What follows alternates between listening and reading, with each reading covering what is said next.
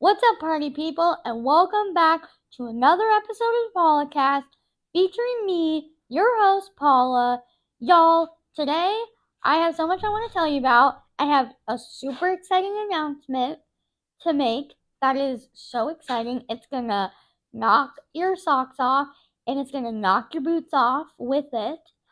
Also, I was in Michigan this last week for one of the best comedy festivals I've ever done, and I want to tell you all about it. And also, I have some thoughts on air travel. So, we're going to get into all of that on this episode. So, let's put this baby in drive.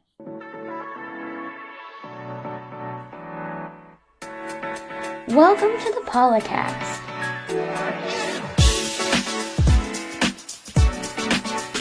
Starring me, Paula Kushensky.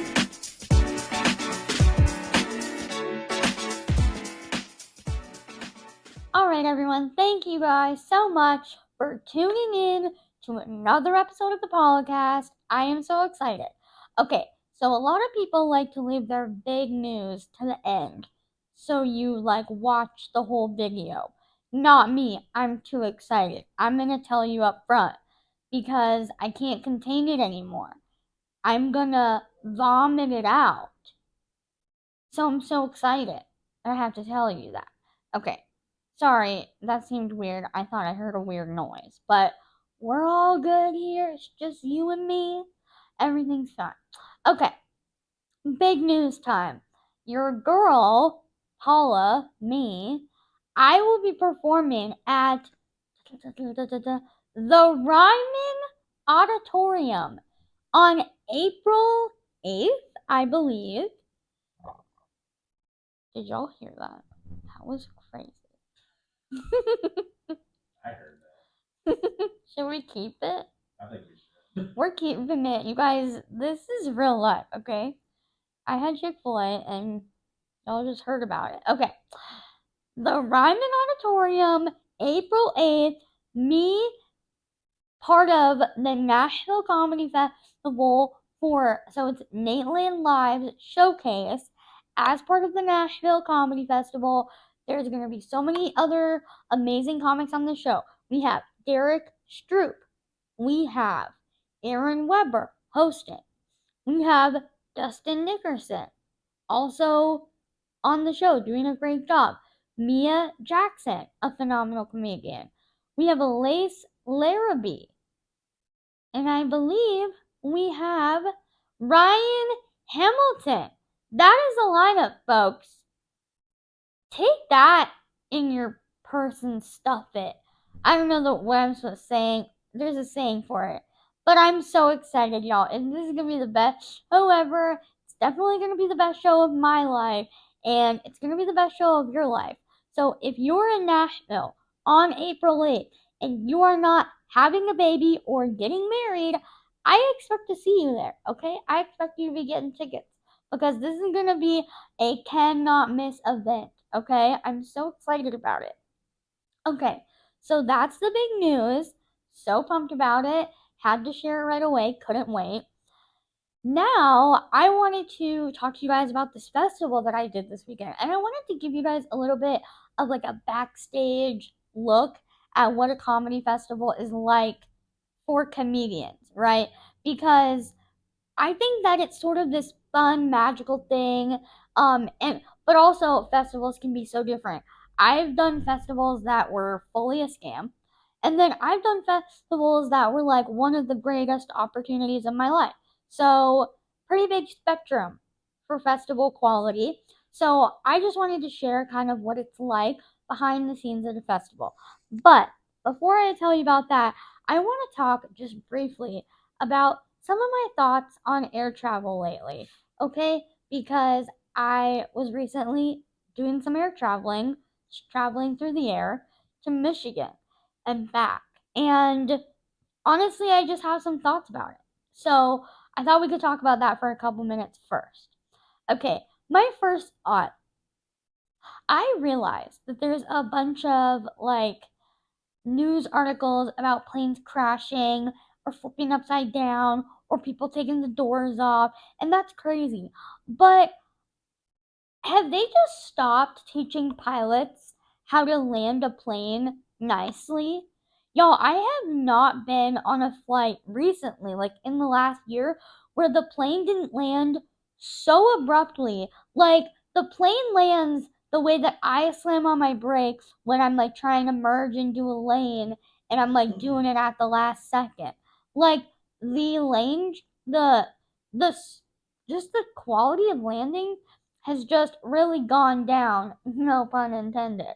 But for real, it is not good out there, okay? It's a mess out there.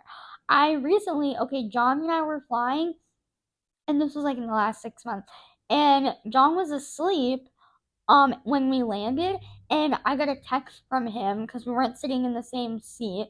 Which, side note, John is not the type of person to like ask people to switch. So obviously he doesn't like love me enough to ask. But are you guys the type of couple who will sit separate? I don't mind sitting separate, but I would like him to at least attempt to sit next to me, just to show his support and loyalty to me. But okay, that's a separate thing. So we landed and John texted me and was like, I legitimately thought we crashed. Like, that is how hard we landed. And everyone in the plane was like, whoa, that was a rough landing. So, like, I don't know what's going on in plane school, but like, the landing quality is so bad. And I'm wondering if that's your guys' experience. Like, I can't tell if I'm honestly crazy. All the flights that I was on this last weekend, um, like they were safe, but they were just like clunky. And I'm not talking about in the air when you're like, okay, turbulence, whatever. I don't know what you can do to affect turbulence. Um, I'm talking about once we hit the ground. Okay? Once we hit the ground and it's all pilot and they're just like bobbing and weaving and it's like da, da, da, da. You know that like SpongeBob thing where it's like they're sitting in the Krabby Patty mobile and it's like da, da, da, da, da. That's how I feel. It's so aggressive. So please let me know your experience. If you're someone who is a frequent flyer, have you noticed that people are landing poorly? Because I'm seeing it. I'm seeing it out there. Luckily no one like took the doors off our plane. And I will say one of the things I love about planes is it always reminds me to pray because I used to be the type to be like praying that the plane like would not go down because it would like be filled with anxiety. But I will say I've grown a bit and now I feel like I pray more. It's like more of a reminder to be like, wow, there's so much in my life out of my control. And I can't control if this plane falls out of the sky. I can't control what someone says to me out in the world, but I can pray about it. I can bring it to God and give it to him and then that's wash my hands of it. So I do like plane travel for that reason. It really reminds me to like be praying about things that are not in my control. And clearly these landings are something to be praying about because there's something weird going on. But also I have to say I really don't like Clear. Okay? All of the if you work for Clear, I don't want to say I love everyone, but I don't respect you as a professional, right? Because here's the thing: clear people, TSA pre-check is over here, right? People are going to TSA pre-check. They're like, please let me be a part of your club. I want to be a part of TSA pre-check. Clear, they're like screaming at you to get clear. Like nobody's begging to get clear. They're like screaming at you in the baggage line to be like, can we please scan your eyeball? We will let you go first. It's like nobody wants this, okay? And I know some people get it, but every time I've ever been to an airport, the only people that have gotten it is because Clear goes up to them and is like, would you like to skip this line? And all it will cost you is a key piece of your identity. And they're like, all right, fine. I never see people like wanting Clear versus 2C pre-check. I mean, of course people want that. Um, so I don't have either. I don't have pre-check, and I also don't have clear. I'll never get clear because I think they're a weird. I just think they're a weird company. Like they don't even like. Do you even work for the airport? I'm like somewhat convinced they're just like a band of people that like shows up to the airport and just like is like, oh yeah, no, we can. They're like that friend where they're like, oh, we can totally get you in, and they can, but like they ask a lot of you. They're like, first you have to like let me, I don't know, like lick your hand or something. I don't know. I don't like Claire. They give me the heebie-jeebies. And they're aggressive. They're just loud and they're yelling at you. I don't want it. Don't you think if I want it, I would have come to you? It's giving desperate, and it's icky, and you giving me the ick. So I do not like Claire. I don't have anything. I go through the airport like normal. And honestly, I was talking to a few comics who have TSA pre-check, and they said that sometimes the pre-check line is longer than the regular line. So here's the deal: us regular people, I think we're winning.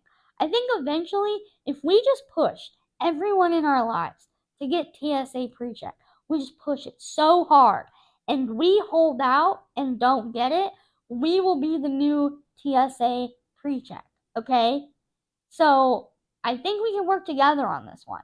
And also, on that note, I know this has like been told before. I'm not like the creator of this idea, but like what is it about TSA pre-check where you don't have to take as much of your clothes off? Like I don't understand like how you're so pre-checked in. They're like, we pre-checked that you're not a terrorist, so you're good. You don't have to take off your shoes. And it's like, how do you know that though? Because to me, it seems like if you could hide something in your shoe, we should probably be checking everyone's shoe. So anyway, I don't really understand TSA pre-check either. I think it's kind of a scam in terms of like I feel again, it's just like if you can hide a weapon in your Crocs, then we should be checking everyone's Crocs.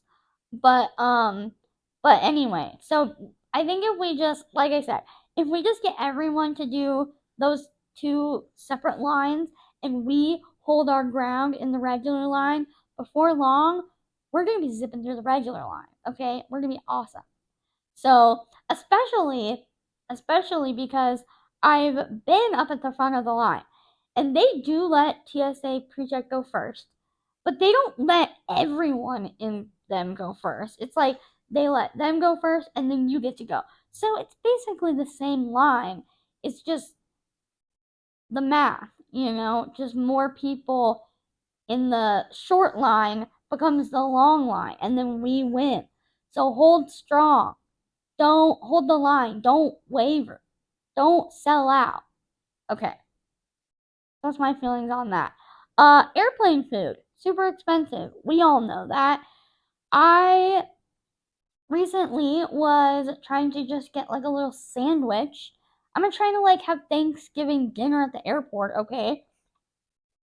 I'm just trying to get a little Sammy. And it was like $18. And I'm just like, I don't get it. And here's the thing. This is probably a better thing to say because everyone complains about how expensive the airport food is. Here is the tip. There is a way to eat in the airport for less money. And it's all about quality of food, okay? Don't go for the chips. Don't go for the candy. Don't go for anything that's gonna like go right through you, if you know what I'm saying. Get the Greek yogurt, okay? Get like I'm trying to think. They have sometimes they have these like little organic little things and they have like veggies in them. Get that stuff. Get get a protein bar. Okay? You know what I love? I love a good chocolate milk. I love just a good cup of chocolate milk. And they sell that at the airport. And it's fun and it's sweet and I feel good about it and it's got protein. So yeah, it's expensive for chocolate milk, but I'm not gonna pay $12 for bugles. Okay? They're not gonna do anything for me. But I will pay for chocolate milk and Chobani and that'll get you through your flight. And I'm sorry, but if you're the type of person, John, who brings beef jerky on an airplane, you should be labeled as a threat, a domestic threat. Okay? It's so unnecessary. Please don't be that person who brings stinky food on the. I hate that I'm one flesh with someone who does that. I wish I could amputate that part of flesh because I so don't believe in it. But we're one flesh, I guess. So here I am, married to someone who brings a jerky on a plane. Ugh, I could not. Okay, the other thing I wanted to say about planes, bathrooms. Okay, if you know me, you know I think a lot about bathrooms. I'm always going to the bathroom. I need to go to the bathroom because I get UTIs, but also I like a good bathroom. I like a break from the world. I like to just go to the bathroom and play a game of Candy Crush and just have some time to myself. Okay? So, here's the best time if you're like me and you gotta pee constantly. The airport and airplanes are very stressful because you never know when to pee. So here's my thoughts. When you get to the gate, pee. Right before you board the plane, pee. When you board the plane, go to the bathroom on the plane before you take off. I was under the impression that for whatever reason the bathroom didn't work until we were in the sky. No one told me that. I don't know why I came up with that. But that is not true. You can use the toilet when they're docked on the ground. So, go into the plane, set your stuff down, immediately go to the bathroom. And then, if you get stuck in a situation where there's turbulence and they don't suggest you go to the bathroom, then you're okay because you peed right before the plane,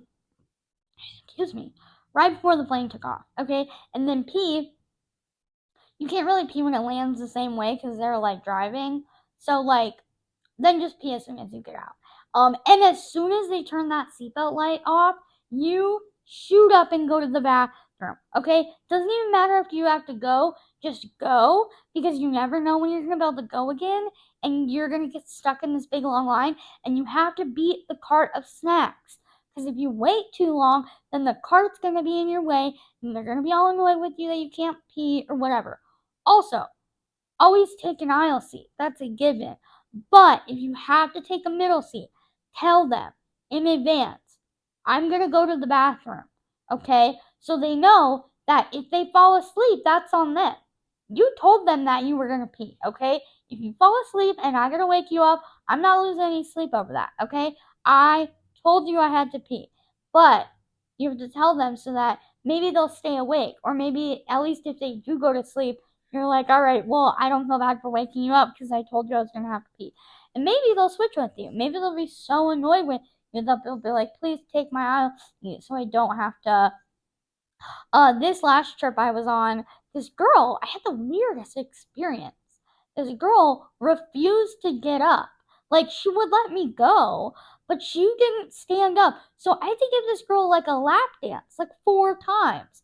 I had to get up and go to the bathroom. I had to come back. I had to get up and go again. I had to come back. Each time she just let me climb over her. Like we're 7 years old and we're siblings. She's an adult woman, stranger, and I gotta like bump my butt on her legs just to pee. Don't be that person. Just get up. It's fine. Okay. I think that is all that I can think of in terms of airplanes, and that took up more time than I was expecting. But also, that's what this podcast is. This is just time for me to talk. So this is about me. Is what I'm saying. Okay. So let me give you a little bit of a rundown of the festival. It was in Grand Rapids, Michigan. Fun fact: that is where former President Gerald Ford lived and is subsequently buried. And I got to see the grave from the interstate. So R.I.P. Gerald Ford. Different than Henry Ford, who made conveyor belts. So don't get those two mixed up. They take it seriously down there. Okay, but go Michigan. Grand Rapids was awesome. Okay, the show. There's a couple of different types of festivals. there's what I would consider an industry festival, and those are festivals that are like you're there as a comic to get in front of the industry, the panels, opportunities, stuff like that. Those are your big festivals. Think Limestone, Just for Laugh, Laughing Skull. I'm trying to think of like the other ones that all the big ones. I think Flyover, Big Sky. Like there's a bunch of them where the goal is their industry. You're trying to get in front of people. Um, so that's one. And then there's another like a benefit festival or a fundraiser festival, and that's where you're going and they're putting on a comedy festival, but it isn't really for the comics. It's for like a greater cause, and then they just do a comedy festival to raise money. I've been on I think two of those. And one of them is the one I went on this weekend and it was amazing. And then I think there's a third type of festival where it's just sort of like it's neither of those things. Like they're not raising money and there's no industry, but they just like want a comedy festival. It's more like for the comics to like meet other comics. Typically those festivals are like less serious, I think. Um, typically, I feel like you do less time or like you have less sets. You're just there to kind of like a mingle, network, whatever. And normally those are regional. So you stay kind of within your region. Like, I don't see the benefit. If you live in Texas, I don't see the benefit of doing a festival like that in North Carolina because I just don't. Unless you're trying to get into North Carolina. What do I know? But industry and sort of fundraiser are, I think, the two bigger ones. And the one this weekend was the fundraiser one. 1 second. Okay. So it was 10 shows between Wednesday and Saturday. 15 minutes per show. Like each comic did 15 minutes per show. It was 5 comedians, and we were one showcase the entire time. So it was me, and I want to shout these people out because they're genuinely so funny and so nice, and I feel like we all got on so well. Okay, so me, a girl named Katie Hannigan, super funny from New York. Keith McGill, who is from Louisville. So if you're watching this from Nashville, pretty close, very funny. Then we have Vanessa, Austin, Texas, also very funny. And then I had Mace. I think his last name is Galoni. Okay, yeah, John said yes. And he lives in LA. All super funny. Everyone was super nice. 10 out of 10. And not very often do you get to do a festival with where you're on the same exact people the whole time. Like, we were literally in our little group. We didn't really get to go to other people's shows because we had shows like nonstop, which I liked. But it was just us in our little group. Um, so I thought that that was really fun. I feel like we ended up bonding really well. Um, I also did. I recently did. Oh, I forgot about that. I recently did the Florida Festival, and I would put that as more of those like regional festivals where you kind of use it to like get in with a certain scene. Um, although that was awesome. I thought that was really fun.